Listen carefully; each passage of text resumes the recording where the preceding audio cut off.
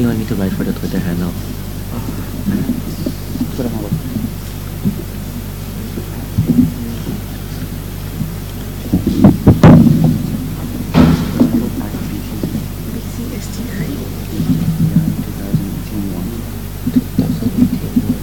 Just write the Twitter handle, right?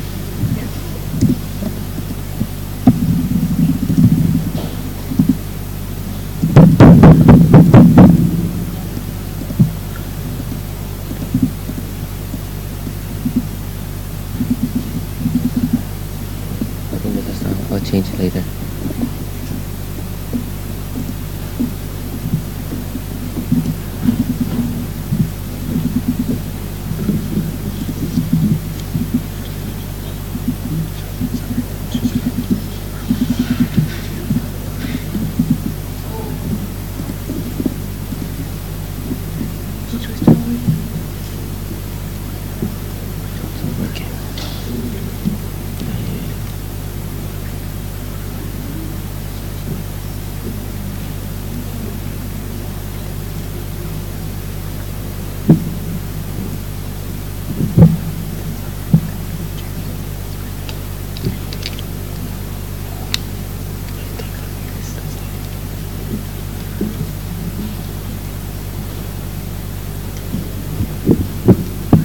Good morning, everyone.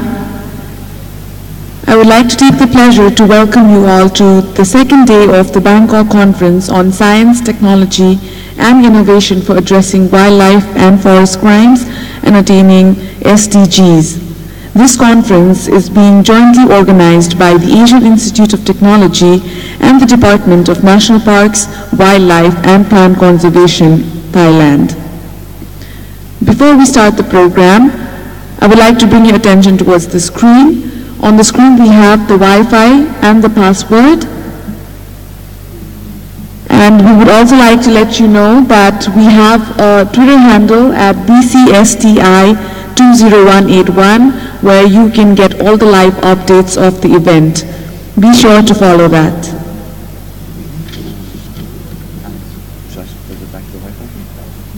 Once again, this is the Wi-Fi name and the password.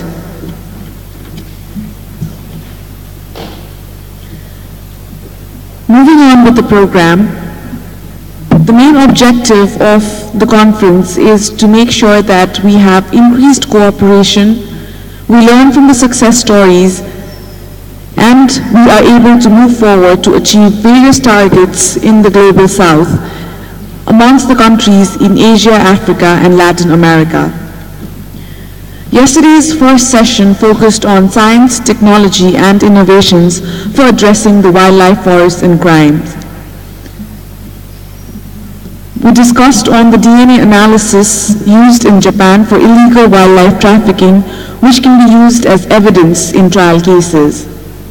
Thailand has also been using DNA analysis techniques, which has helped in curbing trafficking by implementing DNA analysis in different laboratories. Notable cases in Thailand include elephant DNA database, rhino horn, tiger, black panther, and elephant trial cases. Likewise, DNA forensics in illegal trade of timber and forestry in Thailand makes use of intensive DNA analysis to help in investigation against forest crimes. We also touched upon Interpol, which has been actively involved in helping transfer information and bring connectivity globally. Likewise, we touched upon the use of innovative technologies, including digital forensics, audio and video surveillances, criminal intelligence softwares against such crimes. Lastly, the first session addressed customs management and information network strengthening, which were described to be imperative for combating illegal wildlife trading. The session established that there is a strong need for resource sharing by different agencies across the global south for strengthened capacities in member states in terms of science, technology, and innovation. In the second session of the day, we touched on the need for strong leadership from the government to enable law enforcement to do their jobs, the importance of technology with dealing with conservation challenges, again, enabling the enforcement of these authorities. The necessary sensor technology for altitude determination, the requirement of advanced technologies in these challenges, the human efforts behind the unmanned systems, the challenges with UAV systems, and the regulatory UAV authorities. We then went on to talk about the collaboration amongst the government and the NGOs when developing these systems and technologies when fighting against poaching gangs. We also touched on the GPS technology used in the logging and how it was used in a crime involving Thailand and both Laos. We touched on the drawbacks of the traditional system when monitoring wildlife and how it can be improved using unmanned drones. We talked about how these unmanned drones can be used in day-to-day wildlife monitoring and how this was a marked improvement from the manned monitoring. And finally, we talked about how an important platform can be developed for the sharing of information amongst all organizations and how this can be used to standardize further information collection. For today's first session, I would like to invite the first chairperson, Mr. Sumkiat Sunthorn Kitapul, from the Department of National Parks, Wildlife and Plant Conservation, Thailand. His co-chair today will be David Karnaja Migwi from the Kenya Wildlife Services.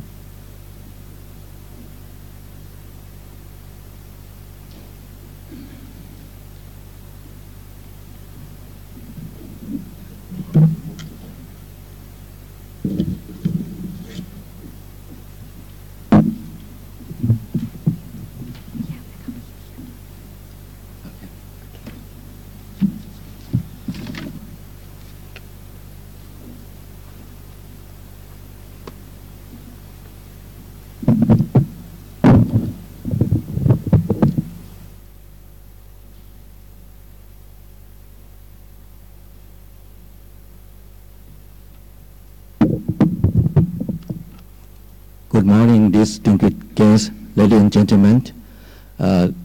This morning, today we will start with section 2, information management for addressing wildlife and forest crime. I am Somkiat Sunthorn Pitakul from Department of National Park, Wildlife and Plant Conservation, Thailand, and my co-chair is Mr. David Karanja from Kenya.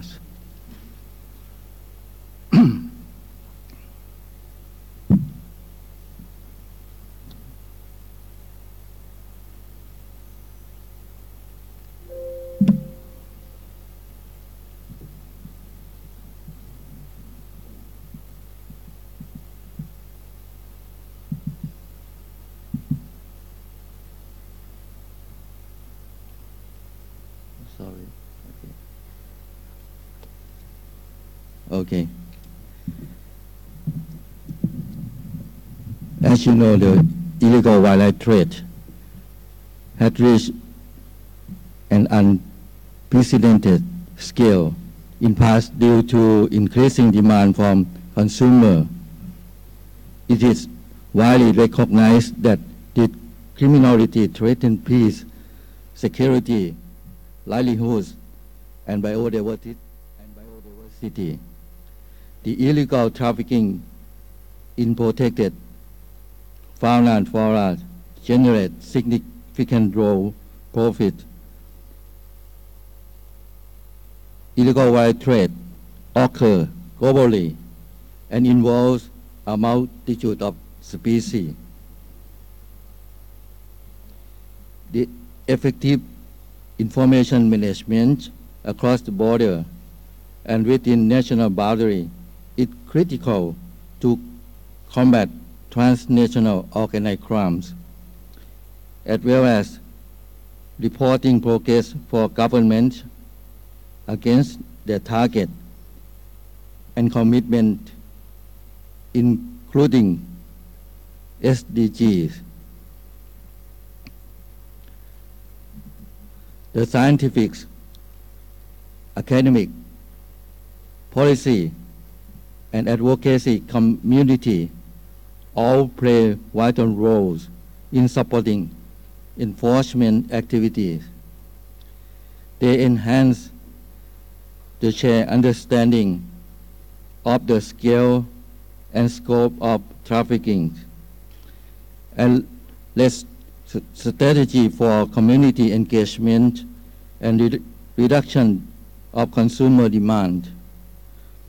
Better communication, cooperation, and coordination are required to facilitate and unify and comprehensive response to illegal wildlife trade across these stakeholder groups at the tactical, strategic, and political levels. There are many tools to combat wildlife and forest crime.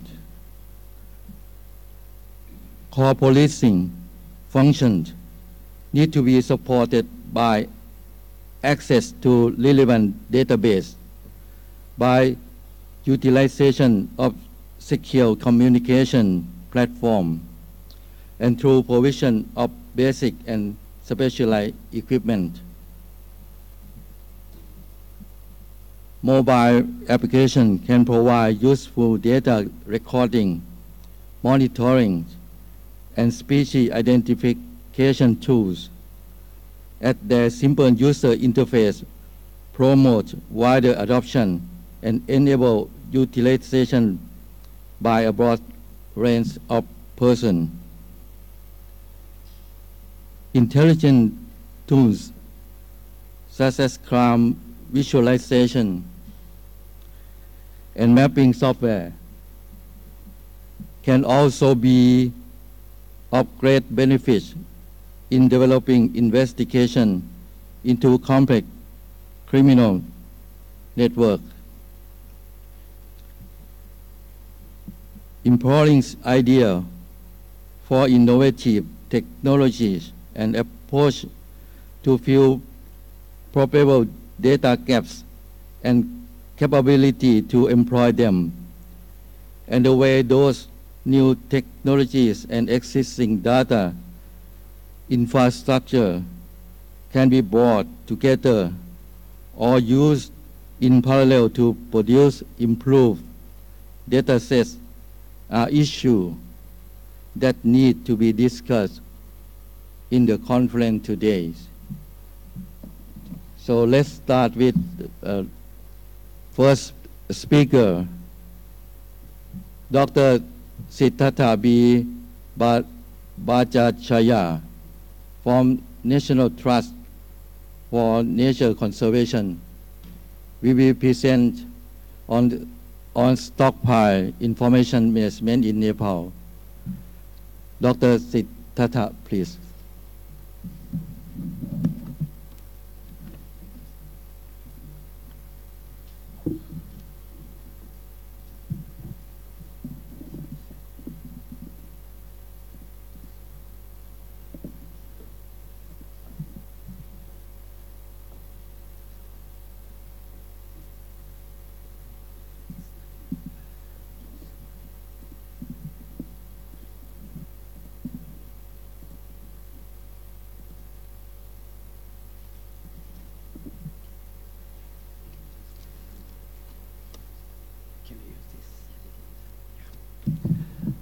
Thank you, Chair.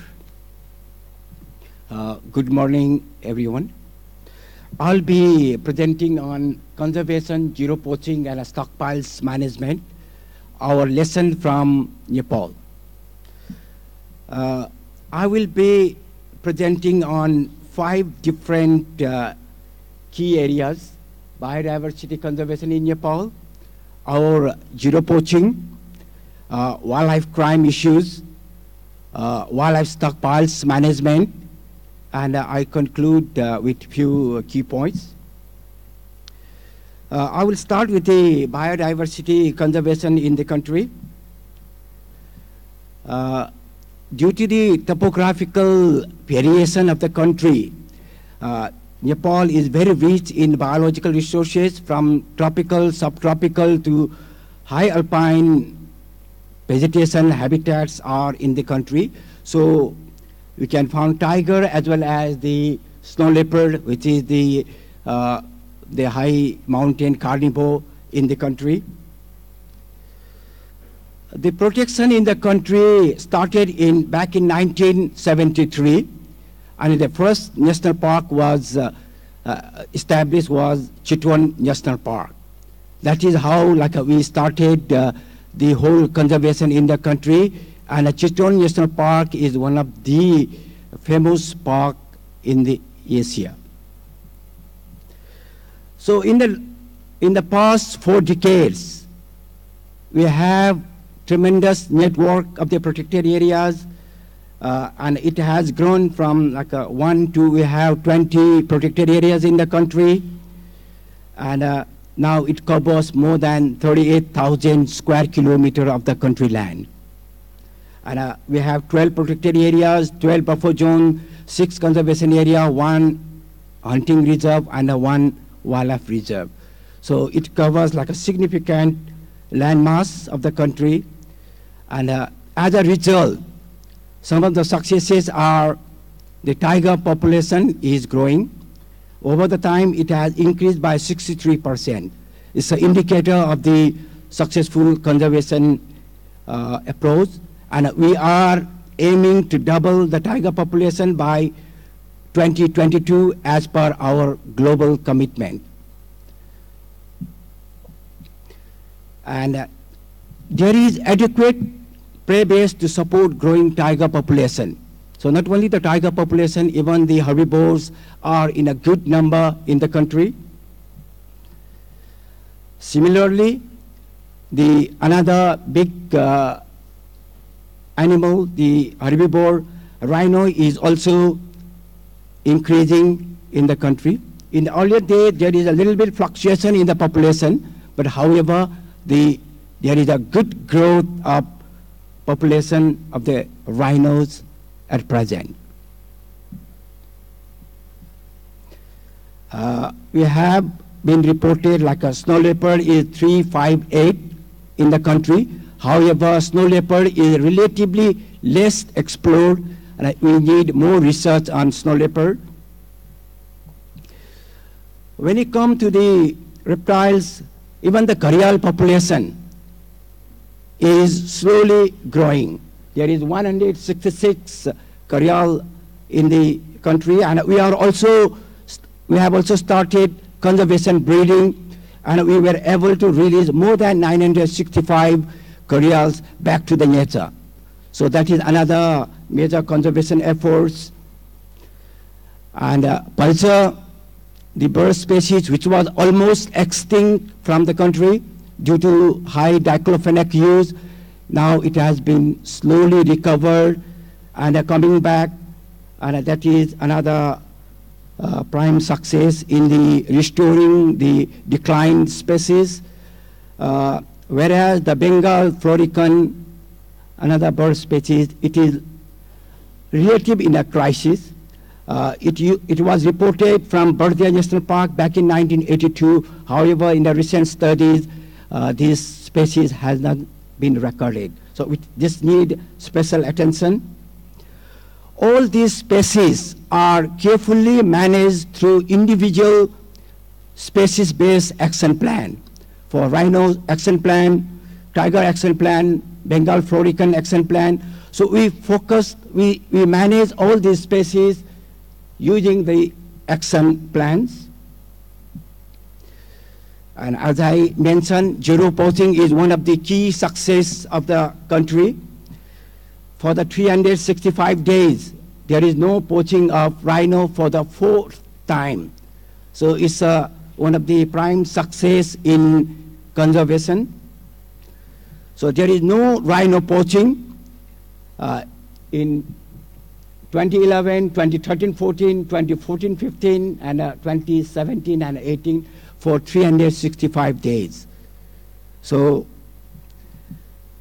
this is not an easy job. Like wildlife crime is a big issue. It's a global issue. So it's a government's concrete effort in bringing all the conservation partners, law enforcement agencies, local communities together to achieve this important goal. So it's a teamwork which made us the success. On top of that, we are also using technologies, both the social as well as technological interventions were important. One of the key success is bringing the local communities, particularly community-based anti-poaching units, which played a key role in controlling, minimizing the poaching. So, but this is not the end of the whole game.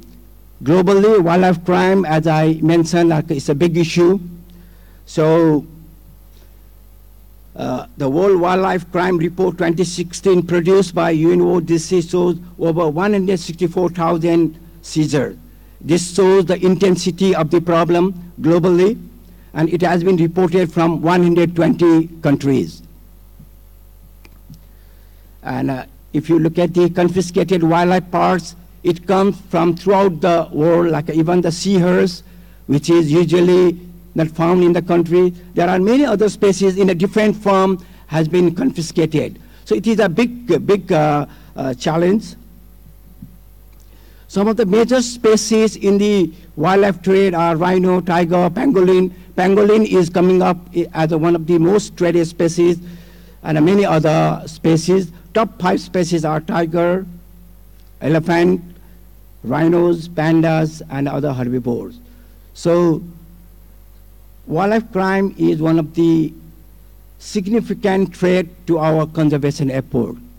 Although we celebrated the zero poaching for the 4th year, the wildlife crime is a prime threat at present in our conservation effort.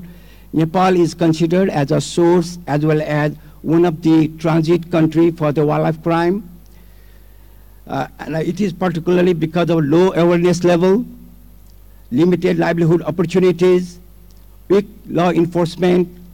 One of the key issues is porous border. Both in the north and the south, like it's a porous border, so there is inadequate transboundary coordination at the border level. So that leads to more like a wildlife crime. So considering all this, we have, with this long-standing effort of the government of Nepal, has created a large volume of wildlife stockpiles, particularly from confiscation and from the natural causes. So what we realize is wildlife stockpiles should be carefully managed. Growing attention has been given on ensuring adequate wildlife stockpiles management, primarily from the law enforcement perspective. There is a high cost for the management of increasing volume of wildlife stockpiles. The potential for illegal trade from stockpiles could seriously undermine ongoing conservation efforts, and good stockpiles management practices can help prevent leakage of the stores into illicit market. So considering all this, we initiated wildlife stockpiles management. We carefully planned the whole stockpiles management. It happened after 20 years. So we have a huge piles of stockpiles. We started with the stockpile inventory.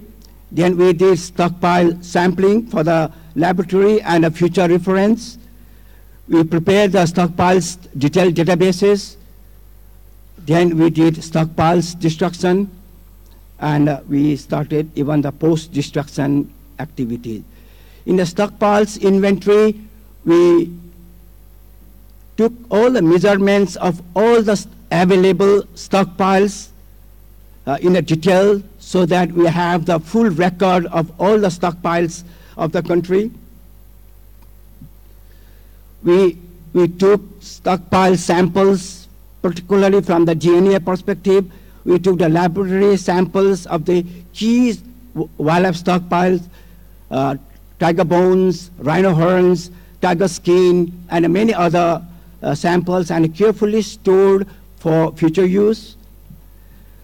We also kept some of these good samples for the future reference, for the education purpose, for the law enforcement activities.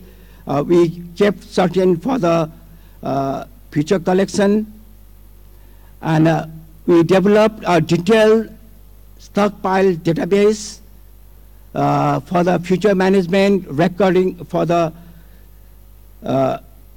to store the data, analyze, and manage the stockpiles in the coming days.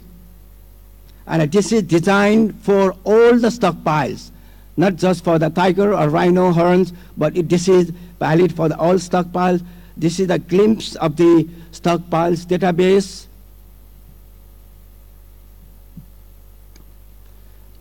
And one of the key events we organized with the decision of the government of Nepal is destruction of the wildlife stockpiles. 4,000 items of 48 species, not just the rhino horn or tiger skin, but 48 different species of 4,000 items were destroyed on May 2017. This is like one of the key commitment of the government on zero tolerance to wildlife crime. This includes 18 species included in the CITES Appendix 1, and it includes 67 tiger skin, 357 rhino horns.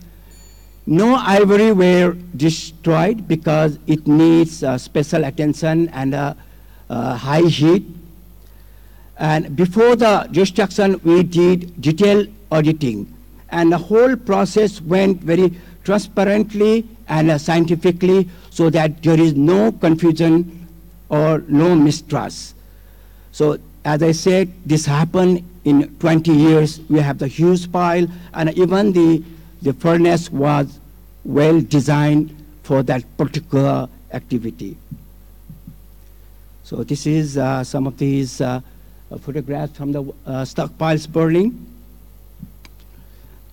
In conclusion, effectively managing the network of the protected area is the aim. We have 20 protected areas, effectively managing in the coming days.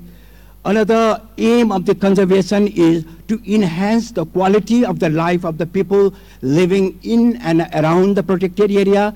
That is key issue. And another concern is doubling the tiger population by 2022. That is the global commitment we made in the Global Tiger Summit in St. Petersburg. And maintaining the legacy of zero poaching. Organizing the zero poaching is easy, but continuing and maintaining it is a challenge. So maintaining the legacy of zero poaching. And as I said, we follow the zero tolerance towards wildlife crime. As we are discussing on science, technology, and innovation, we feel that there is a need for more cutting-edge technology which is practically applicable in the conservation science. Thank you very much. We have this wildlife stockpiles management book available. Few copies are available. If someone is interested, I will keep it in the front desk in the lobby. Thank you so much for listening. If there is any question, I'll be happy to answer because there is 3 more minutes.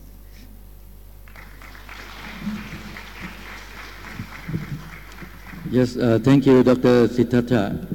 The effective management of wildlife stockpile is very important to reduce the risk of leakage of contraband to illegal market. And thank you, Dr. Siddhartha, again. Are there any questions and comments, please? Thank you, Dr. Siddhartha Bhattacharya. So you destroyed many stockpiles. So my question is like that: how do you dispose without the order of the court if it is the case is filed in the court? All these stockpiles are like after the decision of the court. So we do not consider these stockpiles which are under the court process.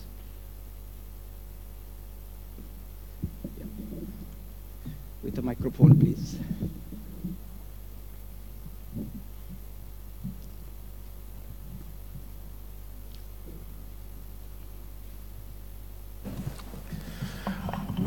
Thank you. I think it's a very nice presentation. Regarding your forcing activities has been decreased. Yesterday I talked about Assam. We had the one I talked about was Kaziranga. The next one is Manas, which is bordering Bhutan. And the main, that was a very rich park with a lot of wildlife, but because of insurgency problem, vast majority of the wildlife has been completely wiped out there. And I think in Nepal case also, because of you have also some issues, political and other things. So those days it's very difficult to control because of these insurgents take advantage of the situations. And probably one of the reasons your posting has gone down, that I think that some relation must be there, number one. And number two is the, in Assam, particularly Kaziranga, the success stories is just because of these residents, I mean the inhabitants around the park is now part of the conservation efforts. And all the government, I think 2-3 months back, they recruited, I think, several hundreds of the guards from the local community. And so there is a lot of efforts to bring the sense of belonging to the community for this conservation efforts. I think in Nepal also you must have something like that. I would like to know about if you have done that kind of thing. Thank you.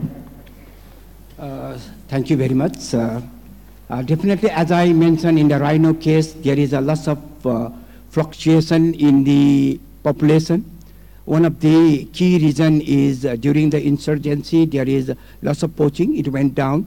Now, like we have peace and a stable government, so it is slowly growing. And with the zero poaching success, the population is significantly increasing. So with the political turmoils, there is always fluctuation in the wildlife population. That is true.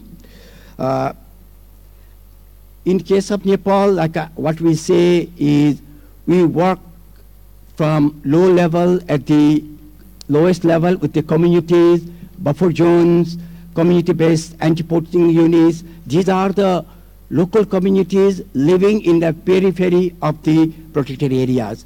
We work very closely with them through the buffer zone program.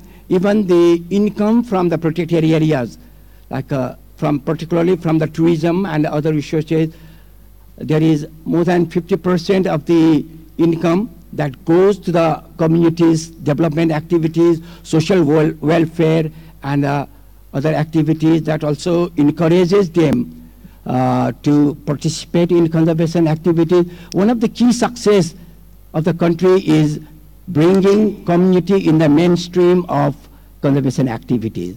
So definitely in the anti-poaching as well, like there are many actors like Nepal Army, Nepal Police, other law enforcement agencies led by the Department of National Park in the country.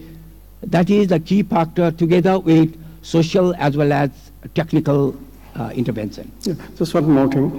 In case of Kaziranga, they have a zero tolerance with these poachers.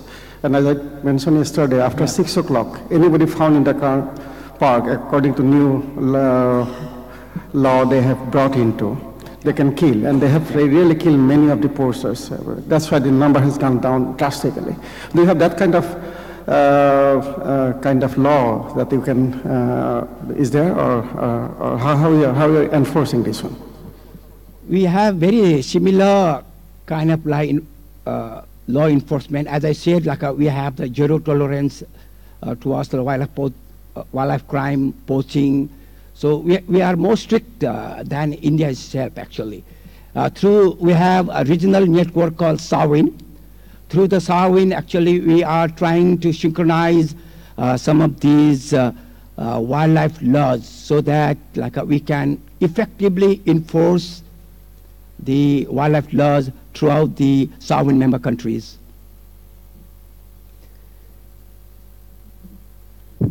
One more minute. Okay, thank you. If you have more questions or more comments, you can ask Dr. Siddhartha anytime in this day. Okay, thank you, Dr. Siddhartha.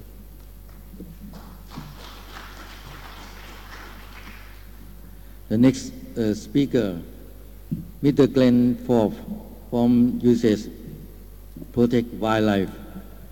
We will present on protecting wildlife, supporting local innovation on science and technology to curb poaching and trafficking in the Philippines.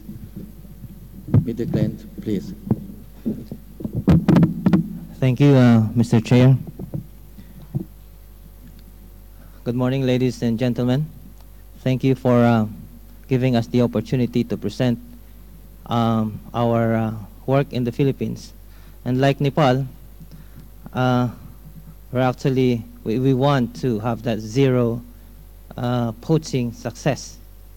And so by providing assistance to the Philippine government, especially the enforcement agencies, I want to present to you some latest activities that we've been conducting.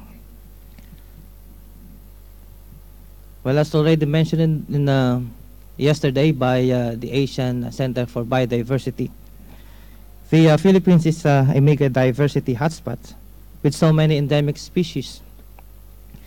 But its richness is threatened by diverse problems that require complex solutions, and some of these may take time to complete. Over the years, the Philippines has laid down legal foundations to strengthen wildlife protection and conservation. We have the rules of procedure for environmental cases, the rules on electronic evidence, which has been mentioned yesterday, and there are different enforcement protocols which has been promulgated over the years. There is this protocol on protected area law enforcement, the protocol on fisheries law enforcement, and the protocol on wildlife law enforcement. The problem actually is the enforcement and the implementation of these rules. Lately, the Department of Environment and Natural Resources has produced the Wildlife Law Enforcement Action Plan, or the WildLIP, and its counterpart, the Bureau of Fisheries and Aquatic Resources, has produced the National Fisheries Law Enforcement Action Plan, which include provisions on wildlife. Now, considering these immense concerns, we wish to focus on key areas in the Philippines, especially in Palawan, in Sulu, Tawi-Tawi, Zamboanga area, as well as Sarangani, which we think are the main hotspots in terms of wildlife trafficking in the Philippines. And we wish to combine or provide limited assistance by combining 5 major strategic assistance, like the behavior change. Just like in Nepal, there is a need to really involve the communities, because in the Philippines, the wildlife habitats are also the habitats of communities. Biodiversity financing, there's a limited resources in terms of financing protected areas as well as conservation of wildlife species. The participatory landscapes and seascapes resource planning. by various agencies and local government units, the research and development, and finally the policy and law enforcement activities. The succeeding slides will show you some latest activities that we have conducted over the past 2.5 years. The first one is actually the research and indicative presence of abundance of Palawan pangolin in southern and central Palawan as basis of enforcement policy and habitat conservation. You see, Palawan pangolin is one of the critically endangered species, which is being poached and trafficked outside the country. Another one is the conduct of the violations assessments on wildlife law enforcement in hotspots areas in the Philippines. This assessment has resulted in the development of hotspots maps showing trafficking routes and institutional assessment reports, which has become the basis for the development of national plans and protected area plans. So on the basis of these researches, we have also conducted continuous monitoring and assessments of situation on the ground from Luzon down to Tawi-Tawi area and the area bordering the Philippines and Malaysia, especially in Turtle Islands, as well as in near Sandakan area in Sitangkay, Sibuto area. So our technical support lead us to providing technical assistance, which actually include mobilizing technical support from the U.S. Fish and Wildlife Service, so that we can together provide, and also the NOAA, provide assistance to develop special and problem-oriented policing, which actually eventually led to the intelligence-led targeting, which we experimented in Palawan area. And now we're working towards predictive and proactive policing activity on wildlife law enforcement.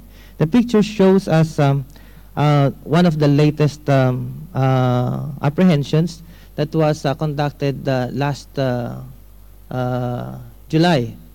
This yielded a seizure of pangolins, as well as hawksbill turtles and some other wildlife species. Of course, like the report yesterday in Thailand, the trafficker is armed. So he's in jail now. The next picture shows us some latest activities also that we have provided with to our partners. The picture on the right is a seahorse, of course. A seahorse is trafficked from Sitangkay to Zamboanga, to Cebu, and then to other countries. The other picture shows us examples of training activities that we conduct, such as basic wildlife identification, forensic in the criminal investigation training, basic wildlife training, field exercises, and wildlife identification.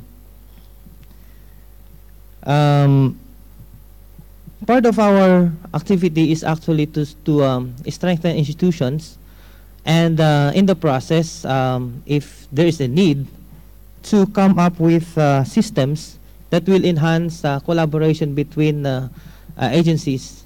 In particular, Palawan is the last frontier of biodiversity in the Philippines, and there works several agencies. And our first step was actually to develop protocols so that each agency can work with other agencies smoothly. And one of our final approach would be the development of the so-called BRAIN, or the Biodiversity Resources Access Information Network, which is actually a system intended to function as online permitting, alert, and in coordinating mechanism, case management, intelligence, and criminal analysis platform. The brain system is being developed with the Palawan Council for Sustainable Development, which I have said is a CITES management authority. In the Philippines, there are at least 3 CITES management authorities: the Bureau of Fisheries and Aquatic Resources, the the Biodiversity Management Bureau, and the Palawan Council for Sustainable Development. A parallel effort is being done with the Biodiversity Management Bureau so that they can also develop some system that will facilitate effective enforcement and monitoring of wildlife-related activities across the country. As I have said, one of the main issue of the Philippines is actually being a coastal state. Its border is so porous. So porosity is one of the main concerns. And because of that, if the porosity is combined with lack of technical capabilities by concerned government agencies, then it is a recipe for wildlife trafficking to persist. So because of this, we're trying to facilitate coordination of various agencies by forming them into task forces from the field up. So in this map, you can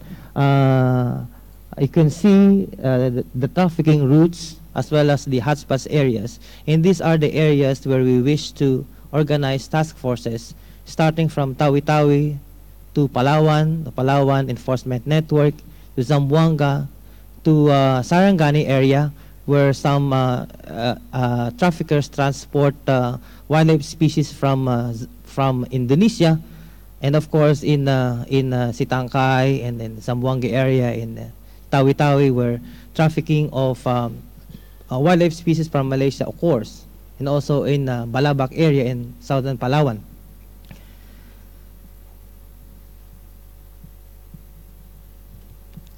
Finally, one of the pervasive issues in the Philippines nowadays is actually the presence of IUU fishing. The sad part of this story is that Filipino fishermen don't have access to some areas in the West Philippine Sea. They are more confined in the internal waters of the Philippines. And so part of our activity is actually to provide assistance to the Philippine government in partnership with the National Oceanic Atmospheric Administration on technology transfer and the popularization of spatial analysis when it comes to VIIRS data, the Visible Infrared Imaging Radiometer Suite, which is actually a program. It's a satellite-based technology that detects lead fishing in at sea at night. So this map shows you an example of detections from January to July 2018, which I collated, and we provide copies of these to government agencies so that they can make use of the data while we are trying to teach them how to analyze this database for purposes of enforcement planning. So as you can see, there are so many so many incidents of lead fishing in the Philippine waters. Most of these are not allegedly Filipinos. To conclude my presentation, there are at least 2 emerging lessons that we saw. Number one is the community behavior change is much needed. Particularly in the southern Philippines, there is this perception among the community that they still have so much wildlife, and so they can make use of this wildlife anyway, even though this wildlife are prohibited, because they said, oh, this is still abundant. So as you can see in the picture, they harvest Tridacna gigas, the giant clams. They have harvest Napoleon rush and many other species. They also harvest turtle eggs, They harvest birds, and so many others. And finally, there is the need to upgrade systems and policies so that enforcement agencies can continuously adapt to the changing tactics and the strategies of wildlife poachers in the Philippines. We have started to involve the AMLA, the Anti-Money Laundering Council in the Philippines. And by the way, wildlife poaching and trafficking in the Philippines occurs hand in hand or together with arms, drugs, and human trafficking. So it's kind of a messy business. Thank you very much. Good morning.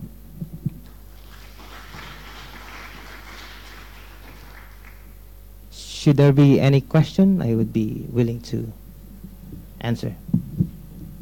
Thank you, Mr. Glenn Forbes. Very good presentation indeed. So in your presentation, you mentioned twice, like behavior change of the people. I'm really interested what exactly the tools or methods are you using to change the behavior of the community or poachers? First and foremost, the BCC or Behavior Change Campaign is targeted to the community members, not the poachers. I have this opinion that the poachers is kind of difficult to change in terms of behavior. So we focus on the community members whose perception is basically changeable, so to speak. So there are methodologies that we use when it comes to changing the attitudes, from information, from awareness raising, to direct action by involving them into some conservation activities, make them realize the importance of these species to them, make them realize how important these species are in terms of their livelihood, and many other things that we did in the past.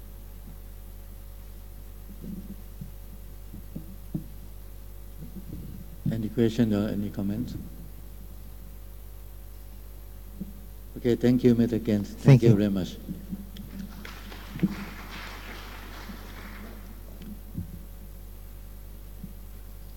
The next speaker, Dr. Anthony J. Lynham from Wildlife Conservation Society, will be present in improving the effectiveness of protected areas management using the SMART approach. Dr. Anthony, please. Mr. Somkiat, good morning. Good morning, delegates and participants. It's very nice to see you here today. My name's Tony Lynham. I work for the Wildlife Conservation Society, which is an organization based in the United States, but we have field offices in 61 countries around the world, including Thailand. I'd like to talk today about a tool and approach for helping us to improve the way that we manage our protected areas. And I'm going to talk to you on behalf of what we call the SMART Partnership, which is a consortium of organizations that is helping to develop tools and technologies for addressing wildlife crime. And those organizations you see in the bottom of the slide here, and the Wildlife Conservation Society is one of those organizations. So around the world, we're doing a really good job of creating new protected areas and expanding existing ones. However, what's happening inside of those protected areas? Well, globally, when we look around the world at parks on land and in sea, the work of my colleague James Watson and his colleagues from the University of Queensland has found that only a quarter of those protected areas are considered to have sound management, and most protected areas actually have inadequate or highly deficient management. So we have a lot to do to improve the way that these areas are managed for biodiversity conservation. Well, fortunately, resources are increasingly being put into protecting areas for biodiversity. And we want to know, are these resources helping to reduce the threats, such as the threats from poaching and wildlife trade?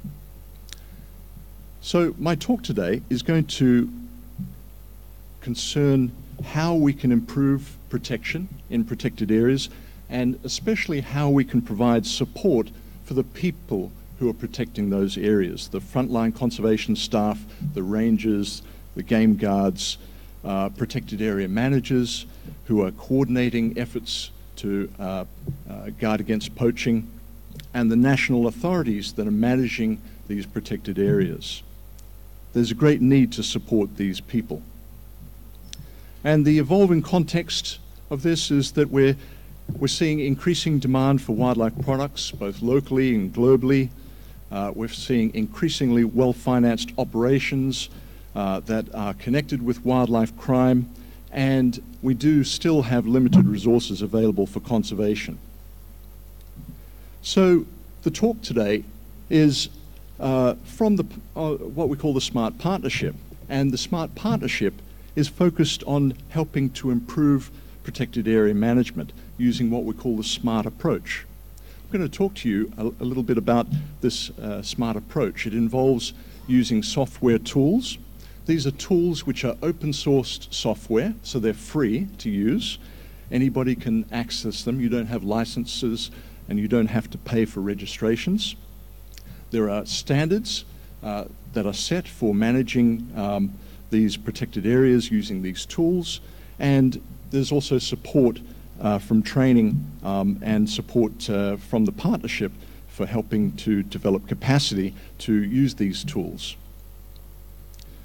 So I wanted to show you that around the world, the SMART approach is now being used at over 600 sites in 55 countries, and 12 countries have already adopted the SMART approach as their standard for managing protected areas.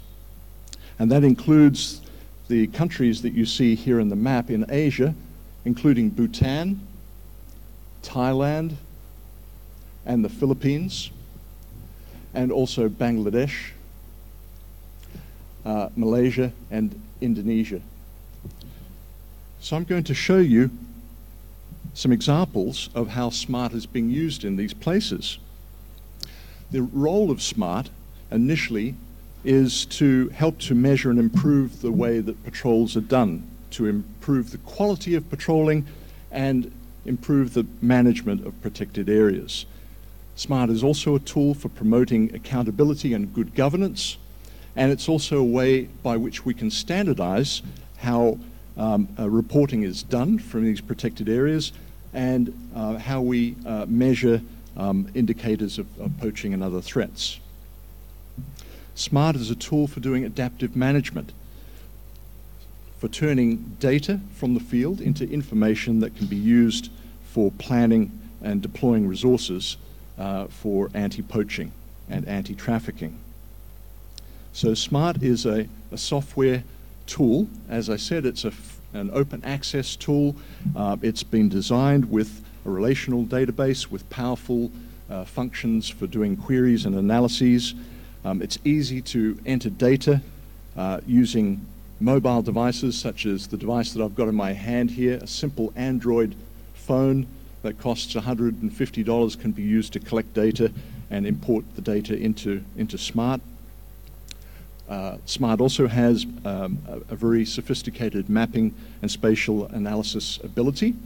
It's possible to create reports, customized reports, and to share those reports. It's very easy to use, and we have training programs that can develop the capacity to use the SMART software in just 5 days. SMART is also available in many different languages. We have SMART available in Chinese, in Russian, in French, in Thai, and we're increasingly expanding the translations of the software to other languages. So where is SMART being used, and is it working? Well, currently SMART is being used across more than 100 sites where tigers are being conserved around the world. And some examples are the Russian Far East. Over the last 7 years, SMART has been implemented in 7 reserves with tigers. This has led to improved efforts for patrolling, a reduction in threats, and increased tiger populations. In Bhutan, SMART is being used across all of the national parks, and as we've seen, Bhutan has experienced increases in tiger populations. So too have sites in India, such as Manas, where SMART is implemented. SMART's also being used, as we heard yesterday, in Thailand, where we've seen an increase in the numbers of tigers in the Western Forest Complex, partly as a result of implementing SMART and improved management there. SMART is also being used in other countries like Bangladesh, China, Laos, Malaysia, and Indonesia.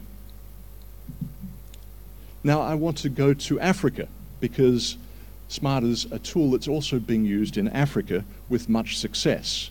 And in Nigeria, in the Mbi forest, which is an important site for the conservation of gorillas, in the 7 years since law enforcement monitoring was introduced using the SMART approach, there's been an increase in the motivation of rangers to do patrolling, a doubling in the coverage of patrols by those rangers. This has led to an improvement in the way hunting is targeted, and it's resulted in a drop in indicators of hunting, as evidenced by numbers of snares and gunshots and other signs of poaching. They've all declined as a result of implementing SMART. Now, SMART can also be used by communities to manage their resources. And my first example of this is from Kenya, where in the Maasai Wilderness Conservation Trust Reserve in Kuku Group Ranch, over the last 5 years, the Maasai people have used SMART to help them manage their patrolling. They've done it themselves, and they've implemented SMART, and as a result of this, they've seen an improvement in the coverage of patrols, a reduction in the illegal activity, and a 74% decrease in poaching. This has also resulted in a drop in conflict with lions and a reduction in poachings. So moving to Bangladesh, this is a very interesting case study of how SMART can be implemented with success. And since 2015, the Bangladesh Forest Department, supported by GIZ and the Wildlife Conservation Society, has set up a training program focused on the Bangladesh Sundarbans forest. This is the largest mangrove forest in the world. It's over 6,000 square kilometers in area.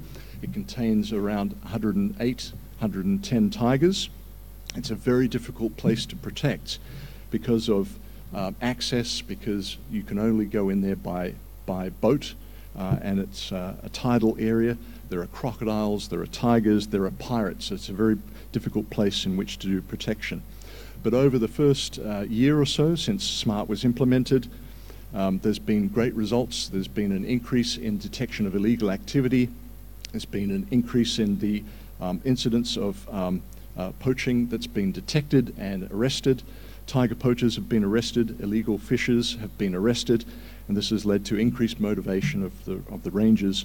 And the Bangladesh Forest Department has been very encouraged by the results, such that they decided to implement a SMART operating procedures. And this is the first time in the world that we've seen an actual government order setting up SMART as an official procedure for the Forest Department.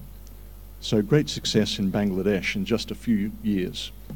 Now I want to tell you a little bit about one of the adaptations of the SMART tool, which is that we can network our database. We can set up a networked version of our database in the cloud, and this is called Smart Connect.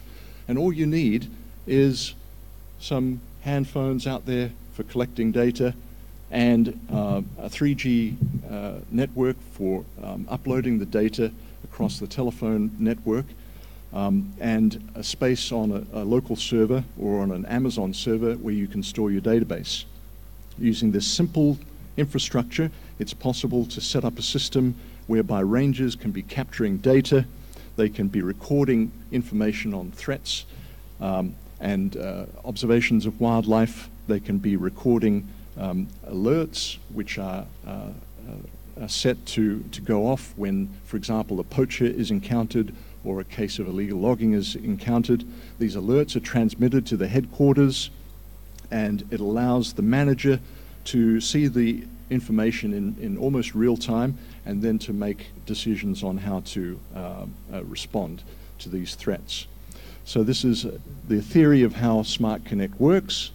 It's a very easy system to set up, and a number of countries have already done this around the world.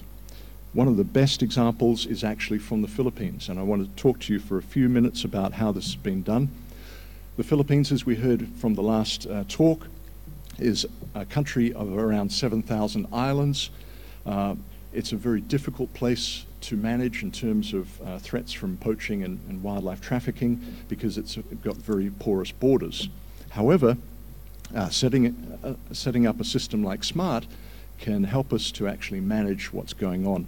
And that's exactly what the Department of Environment and Natural Resources, or DNR, has done in the Philippines. They've set up SMART across 220 forest reserves. They have 3,000 people collecting data. And I was privileged enough to be involved in the training whereby we trained the trainers. The government trainer then went and trained their trainers in 13 regions around the Philippines. And those trainers now have spread the capacity, and there are people collecting data. Information is coming from the field, from all of those islands where patrolling is being done. It's aggregated into the networked version of the SMART database, which sits in Manila, and the senior managers and senior officials in the DNR can see the data on dashboards. So this allows us to make decisions about what's happening, to see where patrols have happened, to see where threats are occurring, to see where timber cutting is happening, to see where poaching is happening, and then we can make decisions on how to proceed. So SMART has actually evolved in just a very short time. It started in 2013 with the first public release. In just 6 years, 7 years, it's moved from being a law enforcement app to an integrated protected area management platform that allows us to do a holistic approach to managing our protected areas. It allows us to collect information from the field in a number of different ways, not just from ranger patrols, but also we can bring in data from community teams, we can bring in data from investigations, we can bring in data from wildlife researchers. That data can be aggregated and used for management. So the system has received support from a number of different organizations, and I'm just showing a slide with these organizations here. Refractions Research is the company that was involved in developing the system, and they have essentially done this from scratch.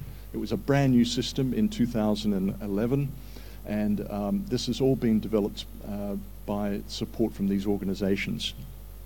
So if you're interested in knowing more about SMART, you can go to our website, which is smartconservationtools.org. You can write to me, that's my email address. We also have a Twitter site and a Facebook site, and we also have an email address where you can write questions to at info@smartconservationsoftware.org. If you go to the site, anything that you see here is downloadable for free. So you can just register your email address and you can get in, you can download the software with all the languages and all of the plugins for free, and you can go and use it. If you're interested in getting training and support for implementing SMART in your countries or your sites, please write to me. And I'm representing the SMART partnership. I'm leading the training task force for SMART, so one of the people who can help you. Great. Well, thank you very much for your time, and I'll open up for questions.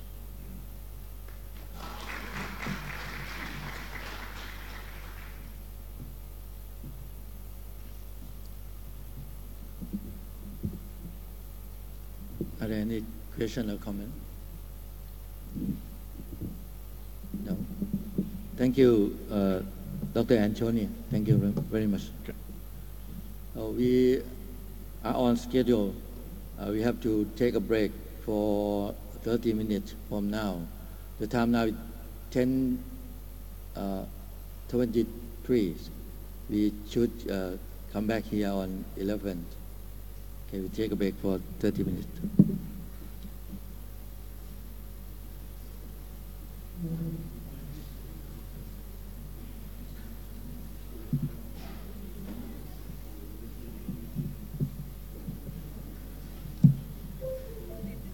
Then check.